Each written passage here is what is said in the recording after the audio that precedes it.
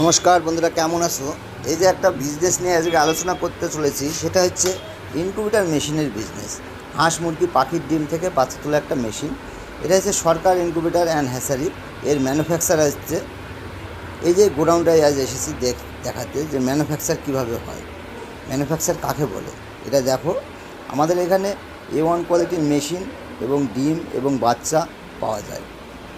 Sarkar incubator and hatchery, Karimpur, West Bengal, Nadia. যারা ধর্মতলায় থেকে আসবে বাস ধরে করিমপুর বাস পেয়ে যাবে।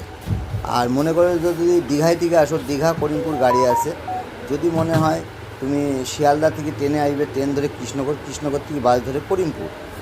আর উপাসনা গাড়ি আছে, উপাসনা গাড়ি কুচবিহার থেকে আমাদের ডাইরেক্ট উপাসনা গাড়িতেও আসতে পারবে, কুচবিহারের লোকগুলো এদিকে। এটা হচ্ছে বেকার বাড়ির মা বাবা ভাই বোন হ্যান্ডিক্যাপ যদি কেউ থাকে, সেও এই বিজনেসটা করতে পারবে। যদি স্কুল স্টুডেন্ট, সেও এই বিজনেসটা করতে পারবে। সার্ভিস করছে, সার্ভিসের পাশাপাশিও এই বিজনেসটা করতে পারবে।